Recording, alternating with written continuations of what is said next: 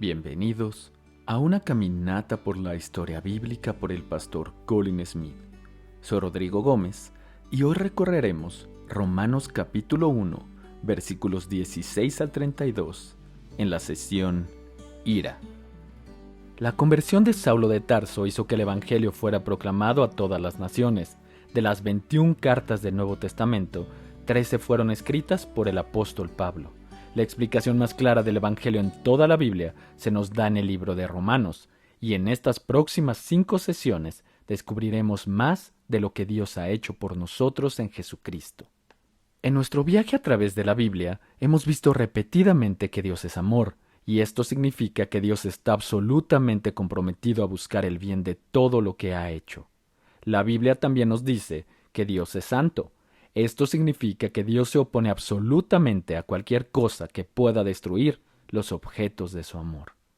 No se puede amar a una persona sin al mismo tiempo odiar lo que la destruiría. Nunca olvidaré haber estado con una pareja que cuidaba a su hijo que estaba muriendo de cáncer. Una noche, la madre del pequeño me dijo: «Odio este cáncer». Lo dijo con veneno, y es comprensible. El cáncer estaba destruyendo a su hijo, y ella odiaba lo que estaba destruyendo el objeto de su amor. El amor y el odio se encuentran a menudo juntos como compañeros naturales en la Biblia. El amor sea sin hipocresía, aborreciendo lo malo, aplicándose a lo bueno. Romanos 12:9. Son dos caras de la misma moneda. Si no odiamos lo que es malo, no amamos lo que es bueno. El verdadero amor odia todo lo que destruye al que es amado. Dios es amor y Dios es santo. También es soberano. Esto significa que Él tiene el control absoluto de todas las cosas. No hay lugar en el que Él no esté presente, ni tarea que no pueda realizar, ni permiso que tenga que pedir. La madre cuyo hijo se estaba muriendo de cáncer fue implacable en su oposición a lo que le estaba destruyendo, pero no tenía el poder para vencerlo. Dios es implacable en su oposición al mal y es capaz de superar su poder destructivo. Él puede rescatar a las personas que ama del pecado que destruye, y su amor nunca se verá frustrado. ¿Qué hace que Dios se enfade?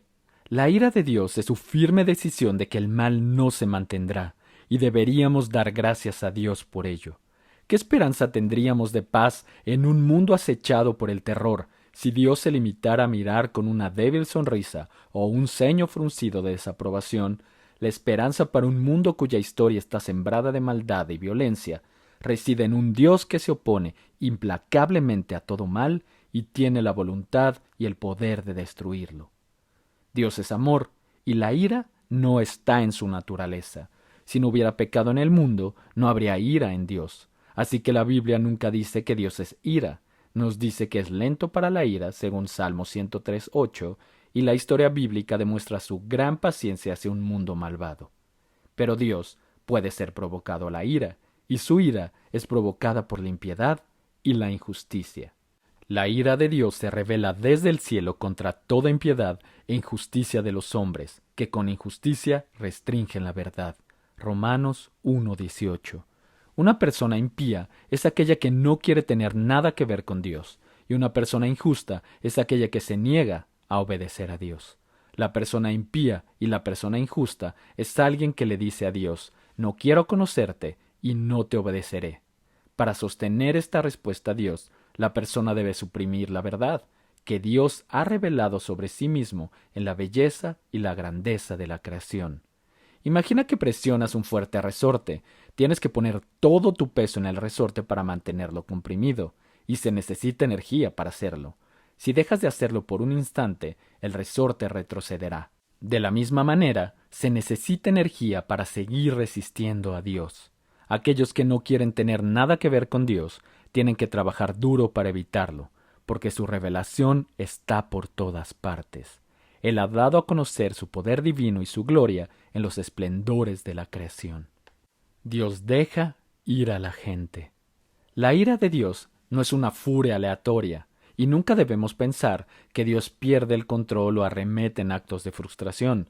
La ira de Dios se expresa en la entrega de las personas a lo que eligen. Dios los entregó a la impureza en la lujuria de sus corazones. Dios los entregó a pasiones deshonrosas. Dios los entregó a una mente degradada. Cuando un individuo o una comunidad dice no queremos a Dios y no obedeceremos a Dios, Dios expresa su ira apartándose y permitiéndoles vivir con la plena realidad de su propia elección. Imagina a una mujer con un jarrón de cristal en la mano. Si ella lo abandona, quedará sujeto a la atracción de la gravedad, caerá como una piedra y se hará añicos. Eso es lo que sucede cuando Dios abandona a los impíos y a los injustos. Si ves impureza o pasiones deshonrosas en tu corazón, puedes preguntarte, ¿me ha entregado Dios? Y si Dios me ha abandonado, ¿significa que no hay esperanza para mí? Nadie está más allá de la esperanza. Por eso Pablo dice, no me avergüenzo del Evangelio. El Evangelio es la forma en que Dios salva a las personas que han sido abrumadas por el poder de sus propios pecados. Almacenando la ira. La ira de Dios ya se está revelando, pero solo en parte. La historia está plagada de males que nunca han sido llevados a la justicia y de mentiras que nunca han salido a la luz. Pero no siempre será así. Dios muestra una gran paciencia hacia nosotros, y el propósito de su bondad es que acudamos a Él en arrepentimiento. ¿O tienes en poco las riquezas de su bondad y tolerancia y paciencia, ignorando que la bondad de Dios te guía al arrepentimiento? Pero por causa de tu terquedad y de tu corazón no arrepentido, estás acumulando la ira para ti en el día de la ira y de la revelación del justo juicio de Dios. Hay muchas cosas que podemos querer almacenar, pero la ira no es una de ellas. Dios destruirá todo lo que nos destruya, y la única esperanza es que haya una separación entre nosotros y el pecado que de otro modo nos destruiría. La ira de Dios se está revelando en parte hoy y se está almacenando para el día en que su justo juicio se revele hacia los que se niegan a arrepentirse. Pero la Biblia habla de una tercera ocasión en la que la ira de Dios fue revelada. La ira de Dios en la cruz. Dios presentó a Jesús como aquel sobre quien se derramó su ira. Como veremos en la próxima sesión, este es el significado de la palabra propiciación. Pablo habla de la rendición que hay en Cristo Jesús, a quien Dios exhibió públicamente como propiciación por su sangre. La implacable oposición de Dios a todo lo que nos destruye se derramó sobre el Señor Jesucristo cuando murió en la cruz. Cuando la ira de Dios hacia el pecado fue derramada sobre Jesús, fue drenada y agotada para todos los que confían en Él. Dios dice, pronto derramaré mi furor sobre ti, y descargaré mi ira contra ti. Ezequiel 7:8. Gastada significa agotada, y esto nos lleva al corazón de lo que ocurrió en la cruz. La ira de Dios contra el pecado fue derramada o agotada en Jesús cuando se convirtió en la propiciación por nuestros pecados. Dios encontró una manera de separar los pecados que odia de las personas que ama, poniendo estos pecados sobre Jesús. Al que no conoció pecado, lo hizo pecado por nosotros, para que fuéramos hechos justicia de Dios en él. Segunda de Corintios 5:21. Dios no perdonó a su propio Hijo, sino que lo entregó por todos nosotros, según Romanos 8:32. Fíjate en la frase lo entregó. Dios quitó la mano de su Hijo. Cristo fue arrojado al infierno y gritó, Dios mío, ¿por qué me has abandonado? Cristo, el objeto del amor del Padre, se convirtió en el objeto de su ira porque nosotros, los objetos de su ira, también éramos los objetos de su amor. Recuerda a la mujer que sostiene el jarrón de cristal. Cuando ella lo suelta con su mano derecha, parece seguro que el jarrón se romperá. Pero si lo recibe con la mano izquierda, el jarrón se salvará. Esto es lo que Dios hace por nosotros en Jesucristo. Nos salva de los pecados que de otro modo nos llevarían a la destrucción.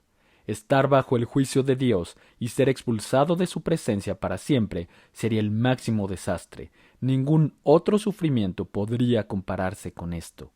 Entonces, ¿por qué vivirías con la ira almacenada para ti cuando se agotó en Jesús?